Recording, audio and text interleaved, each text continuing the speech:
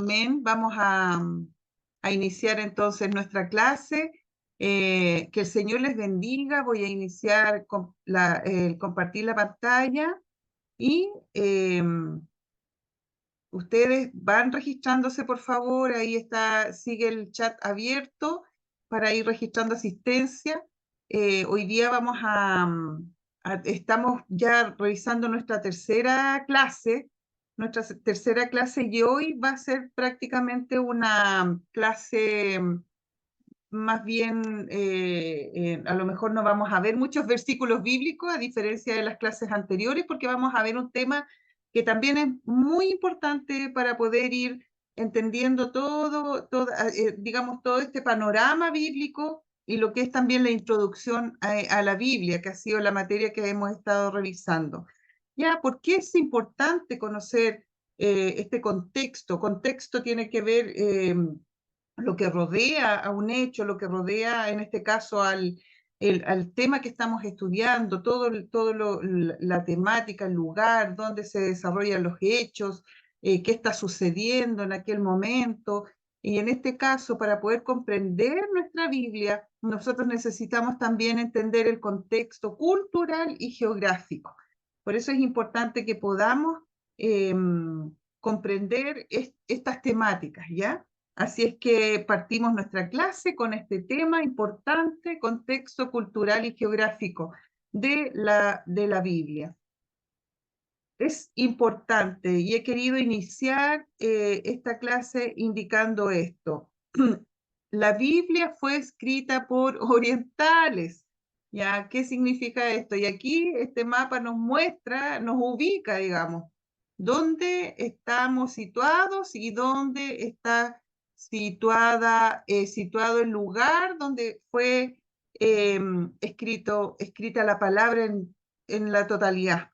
¿Ya? Y en este caso hablamos del hemisferio oriental, todo lo que ven ahí, muy marcado hemisferio norte y sur, pero oriental, y nosotros estamos acá en el hemisferio sur o occidental. Por lo tanto, es importante comprender que la Biblia fue escrita, como les digo, en este sector, ya en el hemisferio oriental. Por lo tanto, significa que es una cultura completamente diferente, de Occidente a Oriente, completamente diferente, y es importante comprender esto porque no podemos nosotros entender la Biblia si no conocemos el contexto cultural del lugar y de la gente que vivía en ese tiempo, en el año, en el tipo de cultura y todo eso. Entonces vemos aquí que está ubicada, imagínense, además Israel y toda la zona de Canaán, ubicado aquí al norte del continente africano y entre el continente africano también, y nos pasamos aquí al sur de Asia, rodeado, y ya vamos a ver qué significa también este lugar o por qué fue elegido este lugar por nuestro Dios, ya para que desde ahí surja el pueblo del Señor. Esta tierra que fue dada por el Señor. No fumo. Amén. Amén. Ya, hermano. Es que hay que silenciarnos a todos, pastora. Sí, para que sí, hermano pase. Marco. Ahí va a silenciar. Hermano Marquito. No hay. Ya, ahora sí. La tierra dada por Dios. Amén.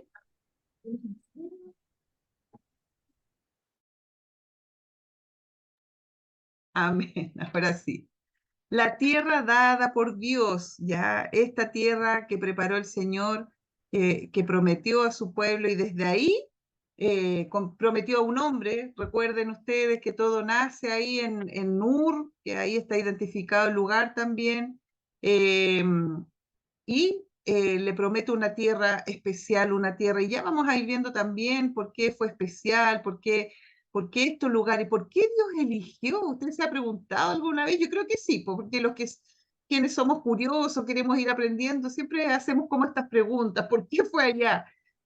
con el pasar del tiempo, con el estudio, uno se va dando cuenta que tenía que ser en ese lugar, no podía haber sido en América o en Estados Unidos, no sé, en otro lugar. Fue precisamente en este lugar que eligió el Señor para conformar su pueblo, para que desde ahí surgiera para todas las naciones el Evangelio.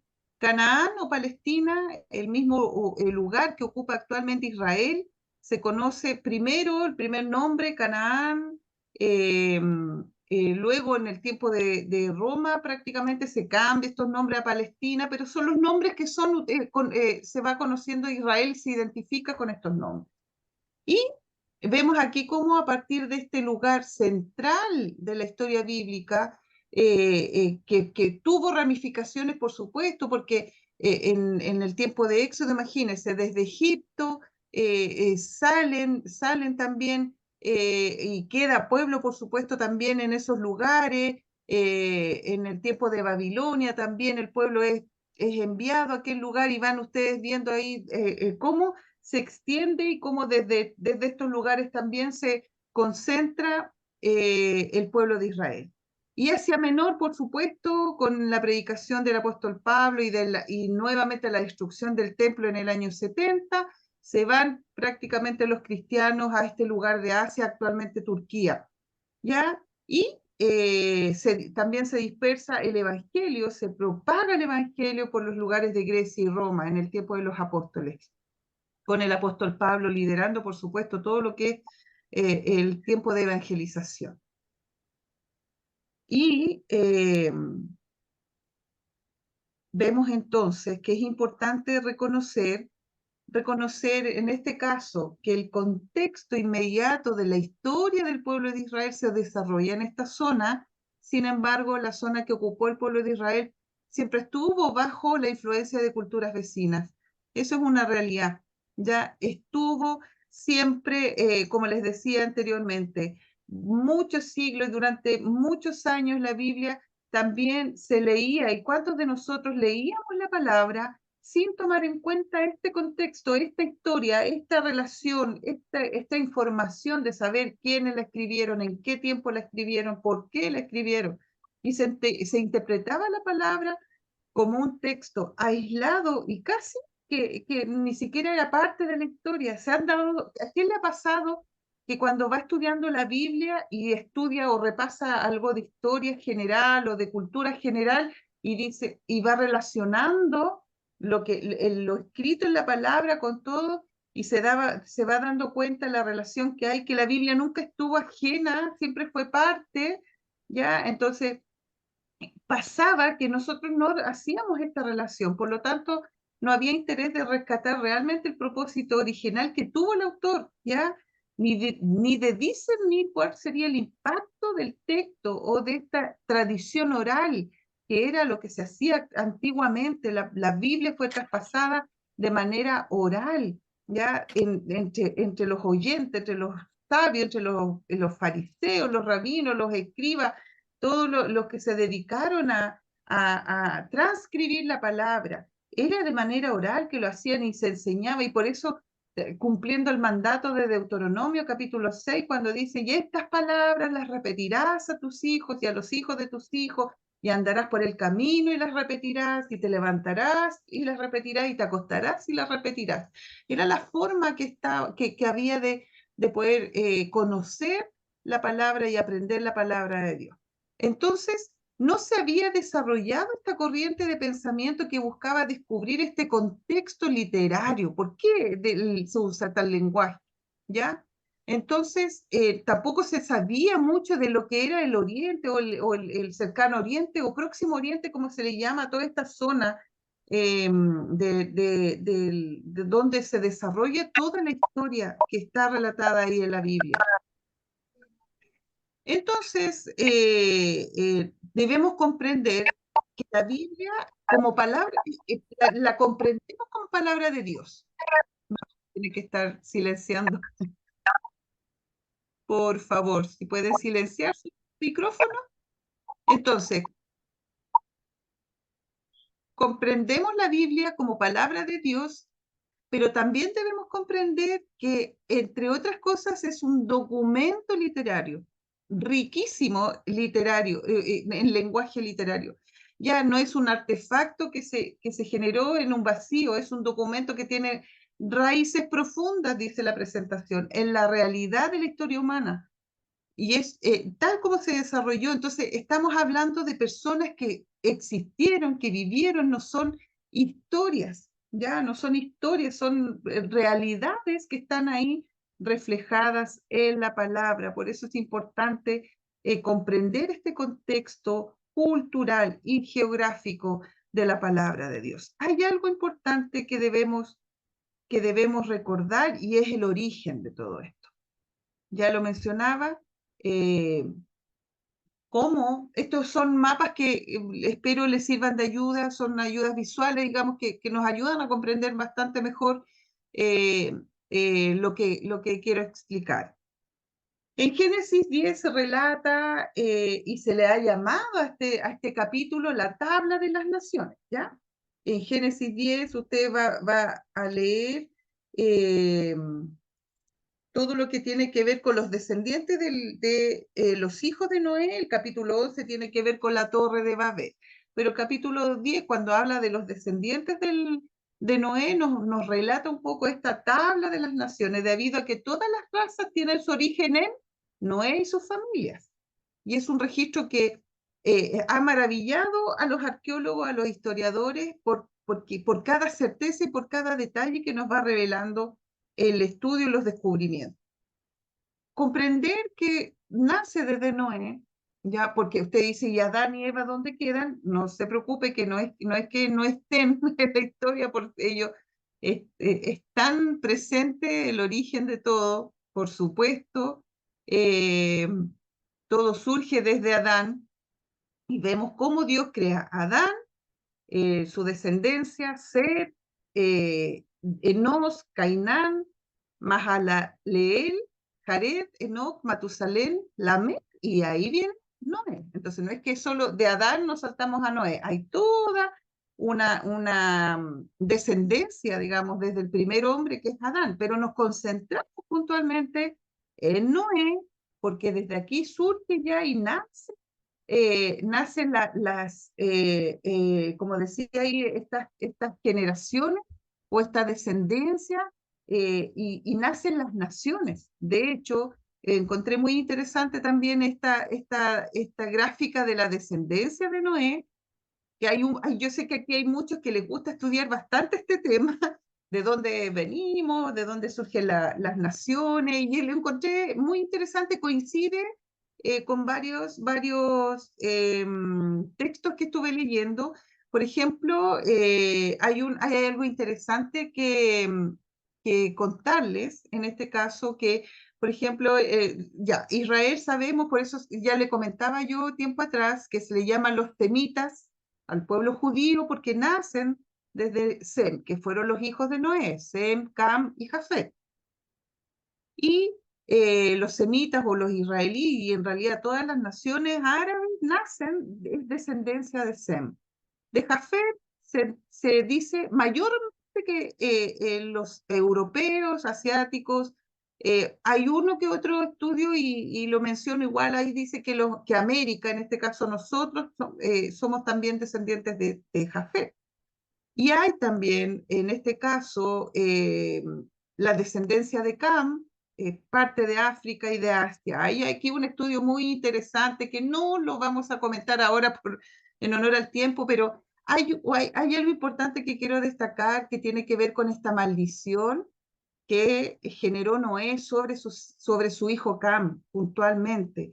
De hecho, se relaciona esta maldición con África o los africanos, con el sufrimiento, el color de su piel, la esclavitud y todo eso. No hay una certeza, yo no creo que África sea un país maldito, pero sí está claro porque la palabra lo dice que Noé maldijo a Cam en este caso. Y rápidamente contarle el contexto, fue precisamente cuando Noé, después de haber desembarcado, después del diluvio, ustedes saben que quedó ahí, llegaron a este monte, llegaron a este lugar donde desembarcaron y ahí Noé se emborrachó, ¿ya? Porque la Biblia es tan transparente y tan certera y tan justo es el Señor que nos relata todo. Y nos relata la historia de Noé, que él se emborrachó porque él produjo, empezó a trabajar en viñedos y dice la historia que, y la palabra que finalmente él del fruto de la vid tomó y se emborrachó y estaba en su tienda y no hay más detalles, pero sí se desnudó, estaba desnudo en su tienda y entra Cam a la tienda y lo ve desnudo. ¿Y Cam qué hace? Sale y le va a contar a sus hermanos. Le cuenta a sus hermanos de la desnudez de su padre y eso fue una falta grave que comete. Ya hay varios análisis que se pueden hacer ahí, pero finalmente es castigada porque en ese tiempo, precisamente hablando de cultura oriental, y ustedes lo ven, a lo mejor no es un ejemplo muy pedagógico que digamos, pero es cosa de ver algunas telenovelas turcas como el día de hoy, porque ellos son también de esta descendencia oriental, como es muy respetado el patriarcado. El padre de hecho anciano, él domina y él es el que manda, el que tiene la última palabra. Era muy importante en este tiempo cultural y en estos años lo que el padre decía o hacía, ¿ya? Entonces se entiende que el castigo sobre Cam fue precisamente porque él, en vez de cubrir a su padre y haber salido en silencio, él sale y divulga. Esto a lo mejor no dice la palabra con qué intención, pero fue castigado. Y de hecho se dice que Canaán Canaán es descendiente, es nieto de Cam, y por eso el castigo, y le dice, serás esclavo de Sem, entonces de Israel, serás esclavo de Israel. Desde ahí surge también, y ya estaba marcado lo que iba a suceder, que los israelitas tenían que tomar dominio de ese lugar, porque finalmente ya había sido sentenciado, por decirlo de alguna manera. ¿Cuántos años, imagínense, antes de Moisés y de Josué? Ya estaba dicho que Canaán iba a ser sometido, claro, sometido a Israel. Y por eso la instrucción de que el pueblo de Israel tomara posesión de esta tierra y destruyera y sacara y traer prácticamente todo Canaán y todas las tribus que tenían que ver con esta descendencia. Eh, por lo tanto, es importante comprender esto porque desde ahí se van generando las naciones, se distribuye, se van formando los pueblos. Ya más adelante vemos también cómo surge también desde la Torre de Babel con mayor intención esta distribución, por decirlo de alguna forma, o nacen, se confirma este nacimiento de diferentes naciones, se van separando y se va conformando. Eso es lo que nos relata la Biblia y así nosotros creemos que fue conformado los diferentes continentes, las diferentes naciones, ya descendientes de Noé.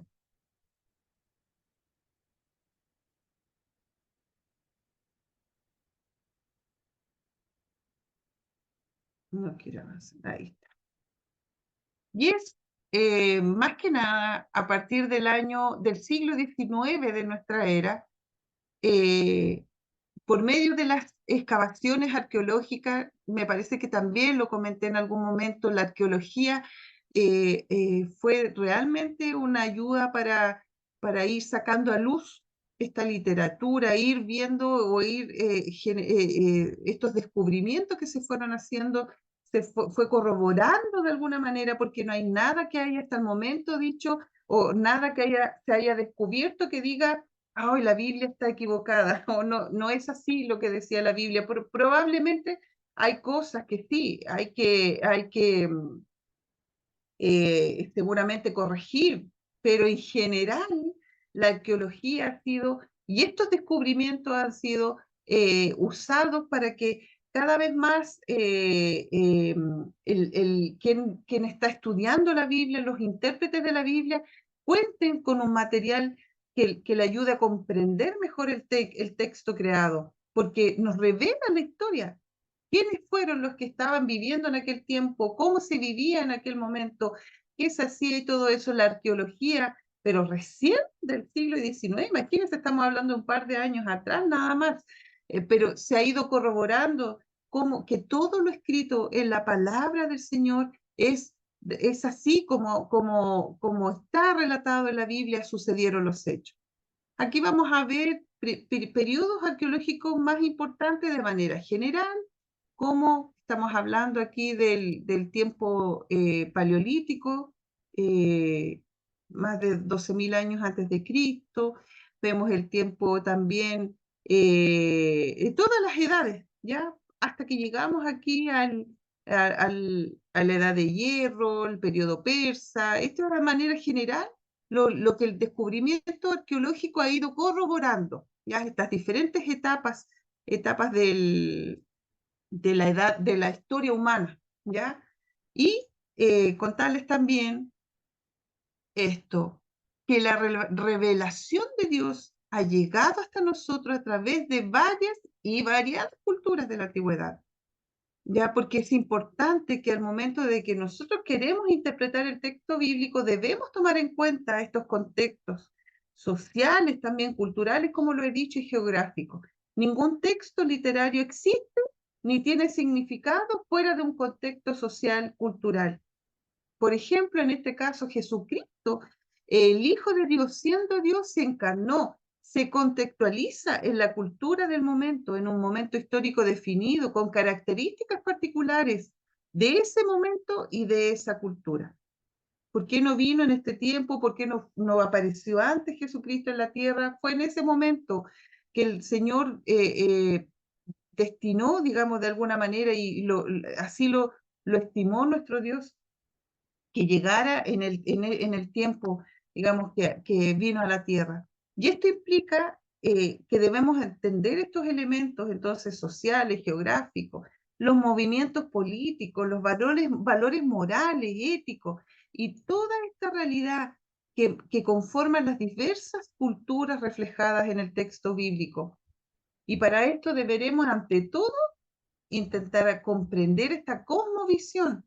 Por eso es importante. ¿Por qué quiero recalcarlo, detenerme en estos temas? Porque nosotros no podemos tomar un texto de la palabra y decir, esto es lo que, esto tienes que hacer, así como de manera literal. Muchas veces aplicamos un versículo X, aplicamos un versículo y decimos, no, es que así, y le doy una interpretación privada, que de hecho ya la palabra también me dice que no debo hacerlo, pero ¿cuántas veces tomamos un texto sin entender en qué momento se escribió, para quién se escribió y por qué se escribió? Por eso es importante comprender, y lo voy a recalcar. En este caso, debemos entender esta cosmovisión de los semitas, de los judíos, de los descendientes de Sem. Desde ahí va naciendo, en este caso de Abraham en adelante, que estuvieron mucho antes de Cristo. Y esta cosmovisión tiene que ver con este lente a través del cual el ser humano mira, observa y analiza el mundo. Una cosmovisión, entonces, es este marco teórico, el conjunto de creencias que debemos considerar, observar y evaluar en el momento que queremos interpretar, sobre todo, un texto bíblico. ¿Ya? Eso es importante considerarlo. En este caso, la cosmovisión de los semitas, ustedes ya me entienden cuando yo hablo de semitas, los descendientes de Sem, pero que desde ahí surge ya Abraham y toda su descendencia. Desde ahí nace el pueblo de Israel. En este caso, en ese mundo semita, hablamos de cuántos miles de años antes de Cristo, primer milenio antes de Cristo, no existía esta preocupación obsesiva con la precisión histórica, con la coherencia, con la lógica que tenemos en el mundo occidental, ya con lo científico. Esto de estudiar y corroborar nace prácticamente en este lado del continente o en este lado del hemisferio occidental, porque en el próximo Oriente o continuo Oriente, como se dice, o cercano Oriente, vivían mucho y convivían con la paradoja, la incongruencia, la contradicción, la repetición, la ambigüedad, lo simbólico. ¿Y acaso no encontramos mucho de eso en la palabra? Otros elementos más que para los occidentales, para nosotros contemporáneos, muchas veces representan serios problemas porque no logramos comprender es lo que la palabra está queriendo decir. Entonces, cuando hablamos, debemos prestar mucha atención a este contexto cultural, semita puntualmente, ya que se revela ahí a través de toda la Biblia, porque recordemos que fue escrita la palabra descendientes de los semitas, en este caso, desde Abraham en adelante, y tenemos a Moisés, y tenemos a todos los escritores de la Biblia viviendo en esta cultura. ¿Ya? Entonces, debemos considerar estos criterios orientales para poder comprender lo que la palabra nos quiere revelar. El desconocer esta como visión de estos autores bíblicos, de los vecinos, nos va a llevar a cometer muchas veces graves errores en la interpretación de la palabra. Por lo tanto, es importante considerar esto al momento de estudiar o de interpretar un texto. Por ejemplo, vemos aquí en el relato que de cuando habla Génesis en los primer capítulo de la creación, comenta que en el cuarto día de la creación Dios hizo la lumbrera mayor, la lumbrera menor, y lo especifica.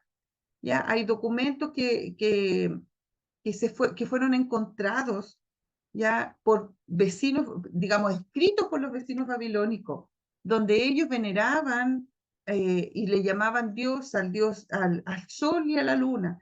Al Dios entonces le llamaban Shamash, mi interpretación es más o menos nomás, pero ustedes lo leen y lo van a entender mejor.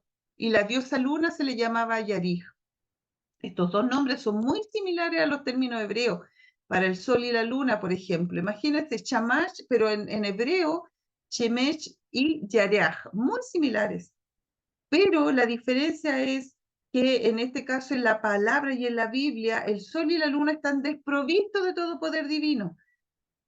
La Biblia nos venera, Dios creó, Dios está por sobre todas las cosas y creador. El único poder que tiene es aquel que les da el creador para servir a la tierra. Ya, pero surgía y confundía muchas veces al pueblo de Israel, pero generalmente eran invadidos por estas culturas ya vecinas. Por lo tanto, era importante también considerar que cuando se hablaba de nuestro Dios creador y que Él hizo esto y Él hizo esto, tenía que especificar y tenían que tener muy claro, y los nombres, por qué están relatados de esa manera en la palabra, es precisamente para no causar esta controversia. Aquí tenemos otro ejemplo también que es muy particular.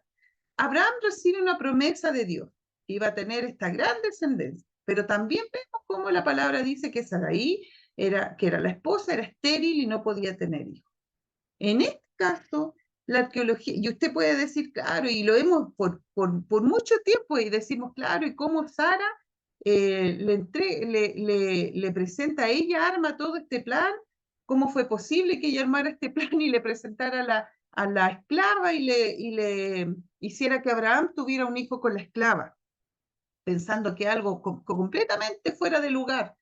Pero en este caso, la arqueología ha ayudado a entender esta acción, porque en la Mesopotamia antigua existieron dos ciudades llamadas, ya la ven ustedes, Aymari y Nusi, y en estas ciudades fueron encontrados bibliotecas con miles de documentos escritos sobre tablillas de arcilla, con la historia, que particularmente en Nusi fueron encontrados muchos documentos que explicaron estas costumbres sociales y civiles de la época.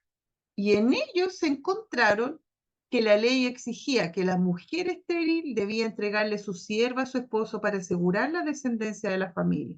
Por lo tanto, no era algo que a Sara se le ocurrió o que salieron del plan de Dios y que cómo se le ocurre y que no sé qué. No, había todo un trasfondo social y cultural, y la costumbre del lugar y del entorno donde estaba Abraham era esta.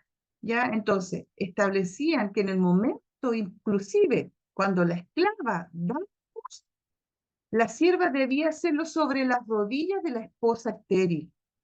Así era la costumbre o la indicación. Y en ese momento, al recibir a la criatura sobre sus rodillas, esa criatura se convertía en hijo o hija de la esposa verdadera, y la sierva no tenía ningún derecho, en este caso, sobre la criatura, que fue lo que sucede de alguna manera, aunque aquí, a diferencia de lo que la ley del lugar indicaba, se dice que también en este caso Ismael fue por providencia del Señor, criado por su madre, ¿ya? Que finalmente solo se respetó, en este caso, la paternidad de Abraham.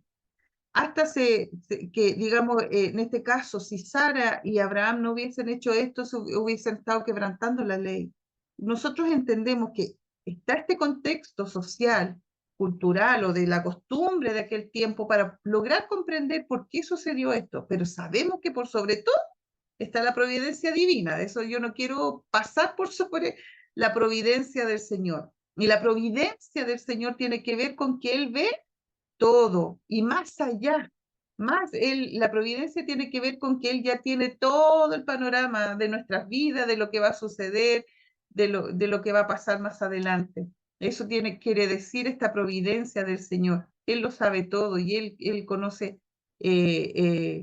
todas las cosas, ¿ya? Entonces, en la providencia del Señor, por supuesto, Él permitió que fuera así y no despreció, si bien Ismael, digamos, y la esclava, en este caso Agar, su madre, fueron sacados del pueblo de Israel, también entendemos que fue con una dirección divina. Aunque sea duro, leemos esos relatos y la verdad es que es un poco triste, pero fue también dentro de todo. Entonces, a veces hemos dicho, no, por la desobediencia de Sara, pero debemos comprender estas cosas, estudiarlas para poder entender que si bien estaban las costumbres, se hizo seguramente, si no, Abraham hubiese caído en falta de la ley, y estaba esta posibilidad habilitada, por eso la tomaron, ¿ya? Pero por sobre todo eso entendemos que era el plan perfecto de nuestro Dios, porque Dios no se equivoca, ¿ya? A veces creemos que la palabra nos relata cosas que se contradicen y no, la palabra es perfecta, nada está fuera de lugar, nada sucedió y eso, hermanos, hermanas, pastores, queridas pastoras, debe ser algo que nosotros lo tenemos que internalizar a tal punto que nuestra fe no puede variar. La palabra de Dios es perfecta. Han pasado miles de años. No hay textos originales, lo tenemos súper claro. Han habido traducciones, copias de copias de copias, probablemente con palabras que se han ido transformando. Pero aún así nosotros debemos entender, porque lo dice, lo dijo el mismo Señor Jesús y sus apóstoles, que la palabra del Señor la Biblia fue escrita por inspiración de Dios, la palabra que fue dejada para nosotros es porque así lo permitió nuestro Dios en su perfecto amor y voluntad. Entonces, todo lo que está reflejado en esta Biblia es porque así Dios lo permitió.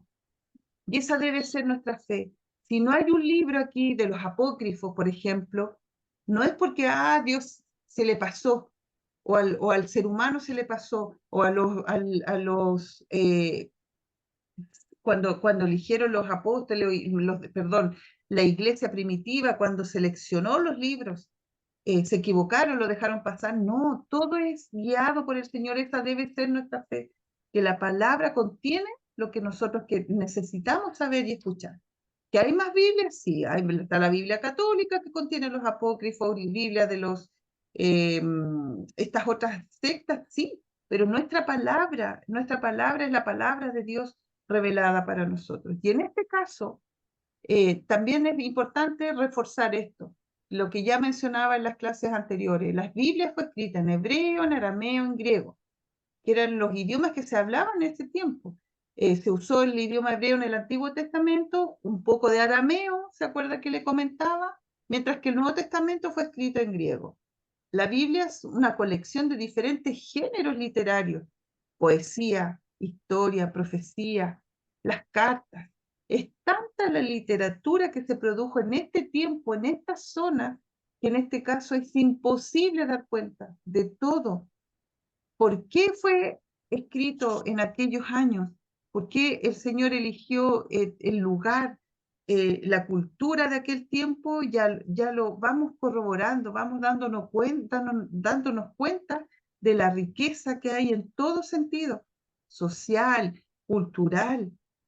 Recordemos que la escritura nace precisamente en esta zona, Mesopotamia. Ya nace la escritura en ese tiempo, en esos lugares. Entonces, tenía que ser en este... pensé que alguien quería comentar algo. Entonces, ¿por qué fue en esos años? ¿Por qué fue en esa cultura? Fue porque el Señor así lo tenía programado, lo tenía destinado, ¿ya? Entonces, esa diversidad que vemos reflejada en la cantidad de idiomas que de una u otra manera tienen relación con los idiomas bíblicos, el estudio de todos estos idiomas es de mucha importancia porque nos ayudan a entender todo lo que sucede en este mundo bíblico, ¿ya? Y nos ayuda a esclarecer cuántos elementos de la gramática, del vocabulario hebreo, arameo, bíblico. Ahora, ¿es necesario estudiar hebreo, estudiar griego en este caso, que hay hoy en día muchas opciones para eso? La verdad es que obviamente el estudiar algo más, un nuevo idioma va a ser de provecho, sí, pero no creo que sea fundamental para poder entender e interpretar la palabra del Señor, ya, porque la palabra es clara y llega a nuestro idioma hoy en día gracias al Señor. La podemos tener a nuestro alcance. Nos puede sí servir, por supuesto, pero no es indispensable. A eso quiero llegar. Vemos aquí entonces también cómo fueron conformados los primeros alfabetos. Imagínense la importancia. Imagínense, están considerados aquí los alfabetos semitas, occidentales, se llaman los primeros en escribir las consonantes. En este caso fueron los hebreos, los fenicios, alfabeto etrusco, el griego y así. Desde estas culturas van naciendo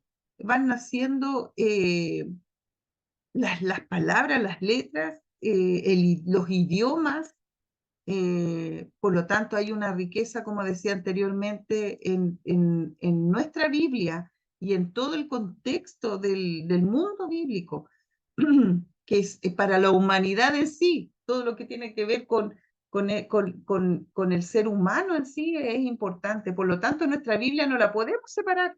Tiene que ver con esto, tiene que ver con la creación de los primeros escritos. Ya veíamos en qué se fue escribiendo el papiro, en las pieles, el papel que fue naciendo con posterioridad, pero en las pieles en piedra, en las tablas de arcillas se hacían con las manos, en fin. Pero ahí estaba también naciendo de la mano o acompañando o en paralelo el pueblo del Señor. Y es necesario recordar que los idiomas bíblicos son idiomas muertos. Se le llama así cuando ya no son usados. Son textos que hoy en día nadie los habla como idioma materno que diga. No se conocen o no se practica. Ya es por esto que junto con la disciplina de la lingüística moderna, los idiomas vecinos ayudan a una mayor comprensión de los idiomas bíblicos. Porque no vamos a encontrar hoy a gente que hable. De hecho, les comentaba yo que el griego que se escribió, en el griego que se escribió el Nuevo Testamento tampoco es usado, ya no es usado. El hebreo que se usó en los tiempos bíblicos tampoco es el hebreo que se practica hoy en Israel. Ya son idiomas que fueron cambiando, mutando, fueron mezclándose. Entonces, hoy no conocemos, no hay idiomas bíblicos que estén vigentes. Entonces, por ejemplo, de los idiomas antiguos, o que fue escrito el contexto del Antiguo Testamento, el sumerio, el acadio, el ugarítico, así se llama el fenicio, el moabita, el edomita, el arameo, el egipcio, el siriaco, son, entre otros idiomas que ya han ido cambiando, no están presentes en la lingüística moderna.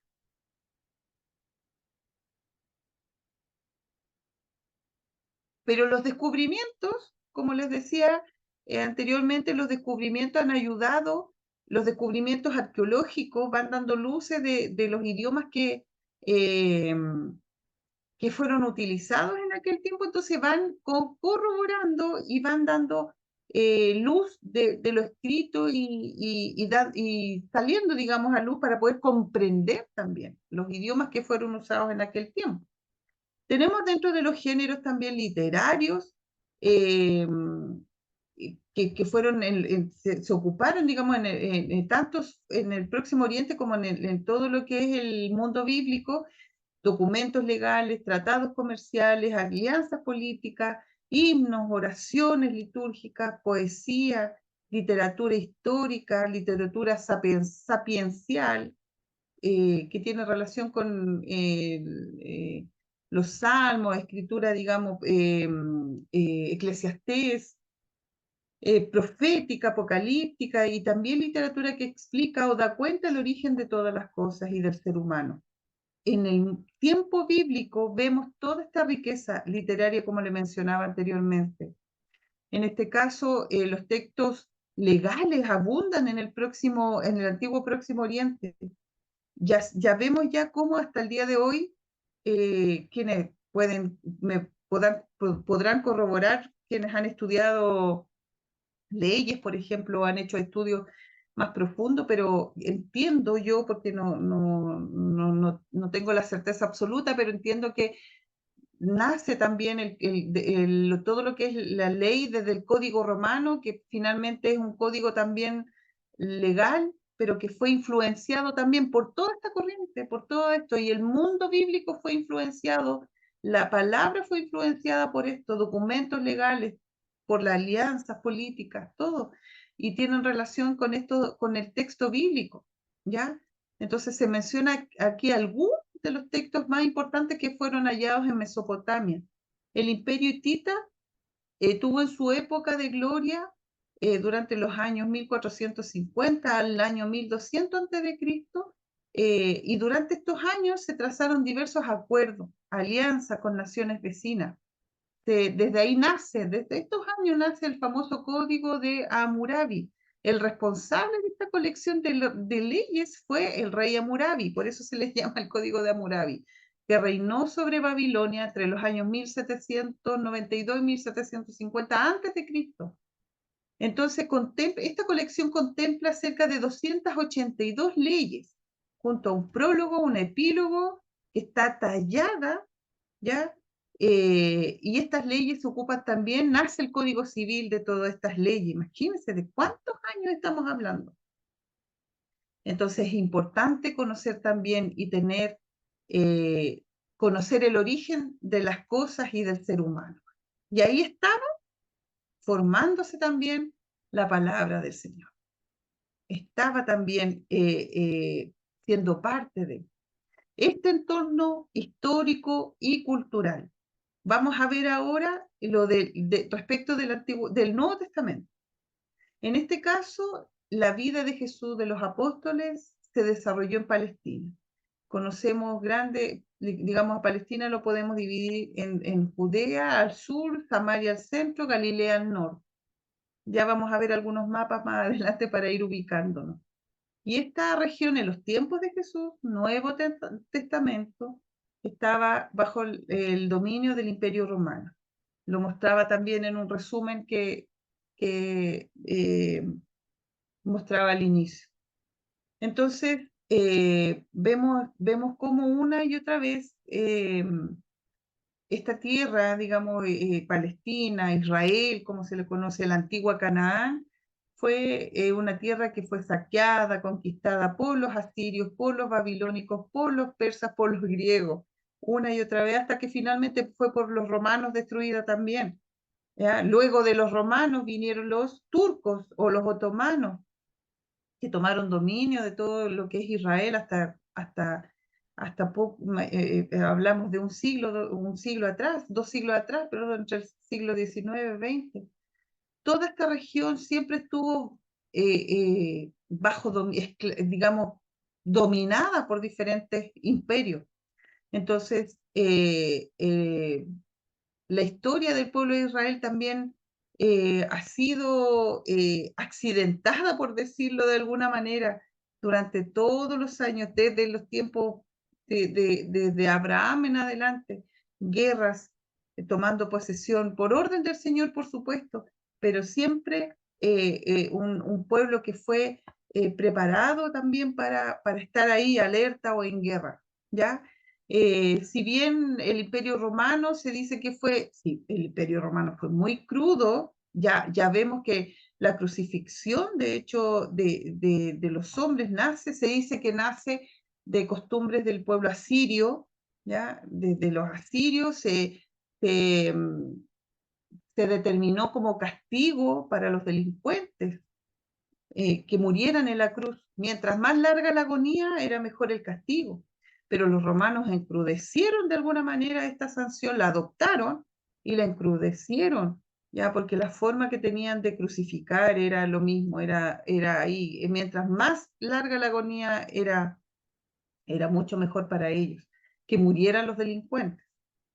Entonces, aún así, lo bueno del Imperio Romano y que se desarrolló en el tiempo, que ya lo van a ver mis pastores, yo no voy a profundizar en algunas cosas porque hay muchas materias que van a coincidir con las otras materias, introducción al Nuevo Testamento, al Antiguo Testamento con el pastor Marcos, y así, van a ir profundizándose estos temas porque se entrelazan todos, por supuesto, no es repetición sino que se van entrelazando y mis pastores o hermanos van profundizando aún más en estas materias. Entonces vemos cómo Mi pastor, el Imperio disculpe, Romano, digamos, a pesar de su crudeza, también dejó en la libertad religiosa al al pueblo judío, en este caso al pueblo de Palestina. Y dejó en este caso Roma, que en los tiempos de Jesús, el ambiente histórico, cultural y social era que finalmente Roma dominaba, gobernaba, pero dejaba libertad, en este caso religiosa sobre todo, a las autoridades locales, le entregó digamos, algunos dominios, algunas atribuciones, sumo sacerdote, al Sanedrín, y ellos ejercían las propias leyes del pueblo, en este caso del pueblo judío, bajo la vigilancia de los romanos. Esa era la forma que eh, estaba, digamos, el contexto, digamos, que se generó en los tiempos de Jesús. Y en este ambiente también existían tres culturas principales en lo que es Palestina en los tiempos de Jesús: la cultura romana, la griega y la judía. Y vemos aquí, hay harto texto, yo voy a ir resumiendo algunas cosas. Si bien en este caso, en el tiempo de la cultura romana, era muy opuesta en lo que es religioso, sobre todo a la mentalidad de los hebreos. Ya había un abismo cultural, de hecho, los hebreos y judíos hablaban de un Dios. Ya sabemos que los romanos toman también esta cultura helénica o griega y hablaban siempre de muchos dioses, o este famoso panteón. Para los hebreos estaba el templo de Dios, para los greco-romanos, estaba el Panteón, templo de todos los dioses. Y además de que los romanos eran dominadores, hacía que el pueblo judío rechazara entonces todo lo que viniera de Roma, porque Roma era el centro de una civilización materialista, sostenida por la disciplina del ejército y gobernada por administradores y bancos. El verdadero Dios de los romanos era el Estado, ¿ya? Y tenían cierta moral, pero no una religión concreta, o en este caso, una religión tan sagrada como la tenían los judíos. La cultura griega conquistó todo el mundo. Ya sabemos que era lo que querían lograr, pero abarcó mucho y influyó mucho, en este caso en Palestina. Las primeras comunidades cristianas fundadas por Pablo eran griegas, con una mentalidad helenística, mentalidad y cultura que se refleja en todo el Nuevo Testamento, ¿ya? Y esta cultura griega estaba fundada en la concepción ideal del hombre, de su naturaleza, de su libertad, del humanismo, predominaba en toda esta cultura, ¿ya? Y se caracterizaba por el gusto por las cosas del espíritu, y encontraba su expresión en el arte, en la literatura, en la filosofía y en la religión, pero obviamente tergiversada y mezclada con su filosofía. El Nuevo Testamento nace en este ambiente, fue escrito en griego común y recibió en sus escritos muchas influencias de las costumbres y culturas que venían de Grecia. Ya vemos ahí cómo el apóstol Pablo también luchó arduamente, cuántas veces fue apedreado cuando se ganó fuera del templo ahí en Efesios, fuera el templo de la diosa Atenea, Artemisa, que tenían la misma diosa que tenían diferentes nombres, pero era la diosa del amor, y cómo él se ponía a predicar ahí eh, contra toda esta religión pervertida, por decirlo de alguna manera, porque ustedes saben que estos templos de los griegos, sobre todo este templo que estaba ahí en Éfeso, tenía que ver con este rendirle culto a la diosa, pero por medio de la prostitución del cuerpo. Por eso predominaba en la cultura griega todo lo que era el placer del ser humano, ya no eran catalogadas como prostitutas, así como se ve hoy en día, esta ilegalidad, al contrario, eran prostitutas que estaban ahí, eran como sacerdotisas, pero llegaban los hombres y estaban ahí a plena vista, eh, teniendo relaciones sexuales, así, porque de esa manera ellos decían que estaban rindiendo culto a la diosa. Imagínense, y en esa perversión prácticamente Pablo luchó y estuvo predicando el Evangelio, hablando de este Dios que decía, no, ahora imagínense todo lo que significaba negar, negarse a los placeres. Por eso habla mucho en todas las cartas, mucho de lo que es la negación, pero al mismo tiempo de lo que era la lucha de la carne con el espíritu y todo lo que significaba no dar lugar a las obras de la carne, sino el espíritu, que predomine el espíritu en todas nuestras decisiones, todo lo que, pero fue un arduo, bueno, le costó casi la vida y finalmente le costó la vida al apóstol Pablo, pero era el contexto ya cultural que se generó cuando fue naciendo la primera iglesia. La cultura judía fundamentada y basada sobre la Torá, que era, ya lo comentamos también, los primeros 5 libros de la Biblia, el Pentateuco prácticamente, profundamente religioso el judío, profundamente hasta el día de hoy, ustedes ven a los judíos, a los judíos ortodoxos, muy religioso, religioso tiene que ver con estas prácticas de la religión, ¿ya? Y se desarrollaba su vida en ese tiempo y hasta el día de hoy en los judíos ortodoxos, al ritmo de las celebraciones semanales, en la sinagoga, en el culto al templo, en la oración personal, familiar, el templo para los judíos fue y sigue siendo muy importante. Y ya ven ustedes, cosa de mirar nomás la muralla ahí donde están día y noche orando, orando, presentando peticiones ahí. Entonces, eso no es, no es divino, no es ordenanza del Señor. En la Biblia yo no he visto eso, ya que le estén orando ahí a un lugar, porque ellos creen que es parte de quedó en ruinas o pared, una parte de la pared del antiguo templo que fue destruido en el año 70. Y ahí están los judíos, ustedes ven en las imágenes, en la televisión, están día y noche orando, porque era la práctica que tenían ellos, religiosa, religiosa. Ya, me quedan muy pocos minutos, pero estamos terminando. Entonces, prácticamente todo se centraba en el templo de Jerusalén. Era el orgullo de la nación. Y finalmente, hasta el día de hoy, donde quiera que haya un judío, se vuelven simbólicamente hacia el lugar donde está el templo y hacen su oración. ¿Ya?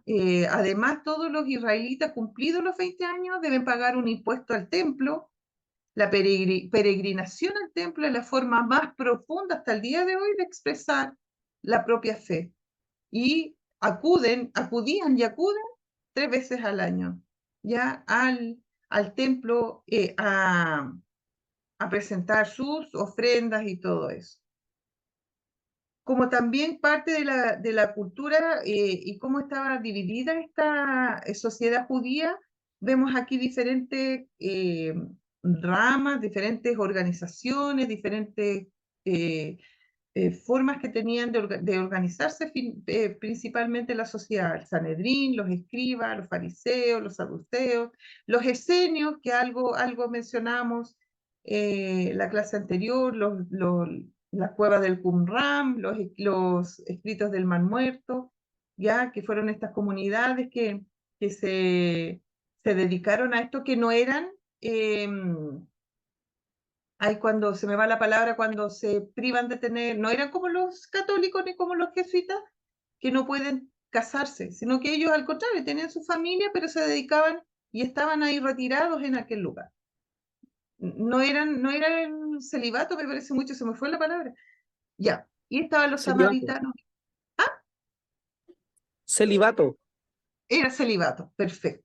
Ya, entonces los esenios no practicaban el celibato, ellos tenían su familia, ya, solo que tenían su tiempo que se iban y se retiraban a estas cuevas, ya, tiempos como dice ahí de purificación y de transcribir las escrituras, cumplimiento fiel de lo que estaba escrito. Entonces, no voy a profundizar, lo van a estudiar ustedes después, porque ya como les digo, el tiempo se nos está acabando, toda esta, cómo se divide la cultura judía, la sociedad, muy importante, por cierto, la forma en que cómo se organizaban. Ahora, también en respecto de la geografía, quiero mencionar que digamos, estaba ubicado Israel en una forma que de tal manera le servía de escudo protector ante ataques del enemigo. Ya, el lugar es tan estratégico que hasta el día de hoy le sigue sirviendo de resguardo. Ya, no como columna de fuego y nube de día como lo hizo al momento de salir de Egipto, pero sí el lugar geográfico, la verdad es que como dice el texto ahí, es inmejorable. Y junto a la protección divina, los hace prácticamente invencibles. ¿Ya? En algún momento podremos, y seguramente con más de alguien van a estudiar todo lo que significa también la guerra, la, la guerra de los 6 días, por ahí es para que puedan ustedes estar repasando lo que es, cómo el Señor ubica. Me quiere avanzar la diapositiva. ¿Cómo el Señor ubica a Israel en este tiempo, en estos lugares tan estratégicos? Y esto todavía para corroboración de lo que estoy diciendo. Fue ubicado, en este caso, Israel en la media luna fértil, parte de la media luna fértil. Imagínense lo que significa los desiertos más áridos de todo el mundo, y el Señor elige aquí, desde Ur, que sale Abraham y su pueblo lo instala en toda esta zona fértil que pueden producir y que hasta el día de hoy Israel está en un lugar, se dice que es un milagro en la ubicación porque tiene valles, tiene ríos, muy escasos por cierto, pero están ahí con vegetación en un lugar tan desértico. Bueno, eso lo prepara el Señor, ya lo preparó el Señor, no es casualidad que el pueblo de Israel haya nacido en este lugar y que pueda estar hasta el día de hoy ubicado, como lo dice Ezequiel 38:12, en el centro de la tierra, ya, en el centro de la tierra, muy estratégico, importante. ¿Por qué creen que tanta guerra? Yo no puedo profundizar en eso, algún día lo vamos a hacer un estudio aparte, yo creo, para ir comprendiendo todas estas cosas. Yo sé que para muchos es interesante y muchos lo han estudiado, pero ahí está Israel, ahí el Señor decidió que estuviera ubicado este pueblo, el pueblo del Señor, sin duda. Allí confluyen los caminos, ya todos los caminos del mundo que unían Europa, Asia, África, y los posicionan en este lugar comercialmente estratégico frente a una realidad de tipo teológica además. Era ahí, por eso ha sido siempre tan, de alguna manera, no digo envidiado, pero sí deseado, ¿ya? Sí, estoy terminando. Es que me presionan por todos lados que termine. La historia de la salvación se desarrolló, con esto termino, en un territorio geográfico real, no solo en la mente de los autores bíblicos. La geografía influyó grandemente en todo lo que es el lenguaje teológico del Antiguo Testamento.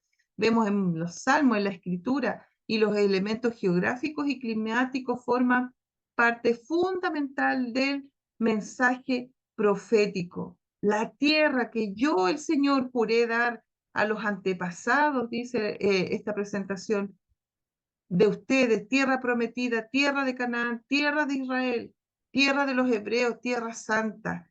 Ya es la tierra que el Señor prometió aquí en la tierra, pero nosotros la promesa es que tendremos una nueva Jerusalén.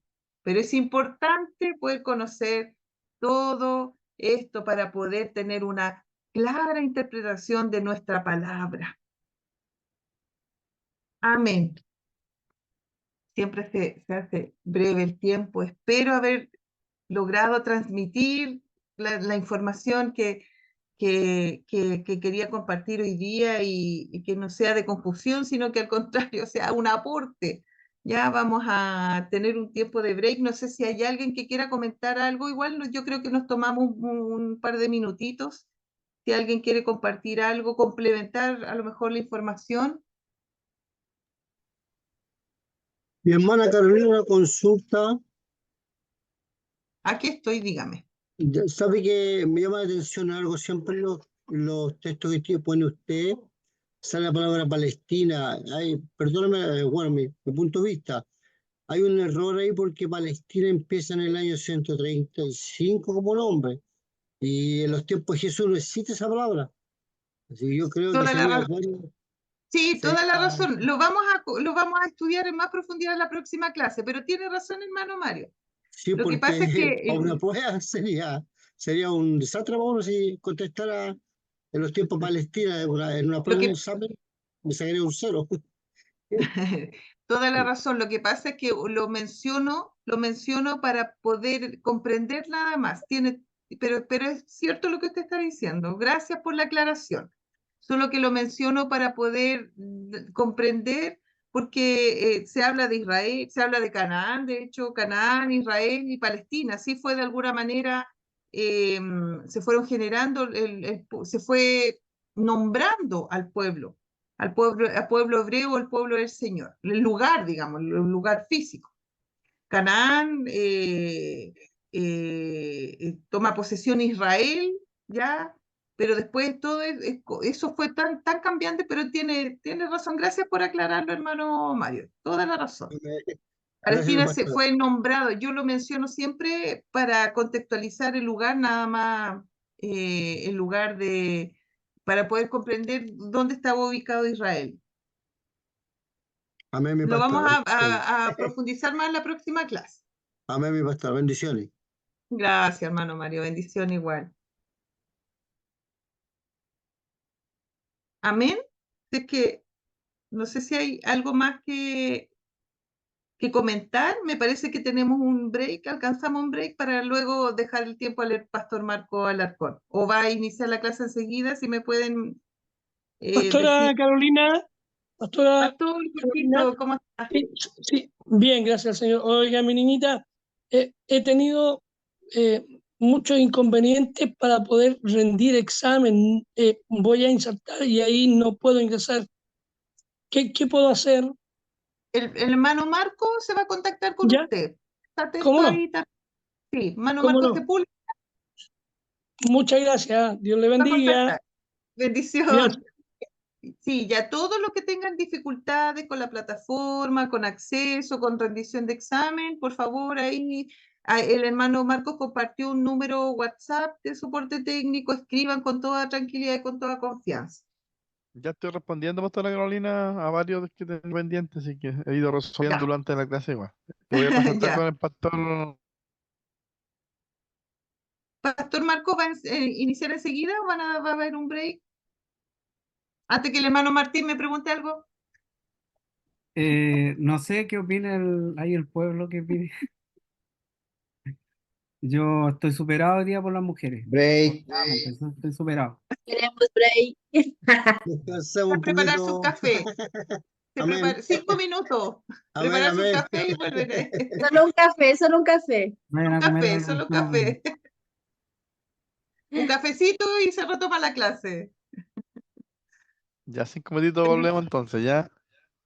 Muy buena clase, pastora, muchas gracias. Gracias, pastora. Dale.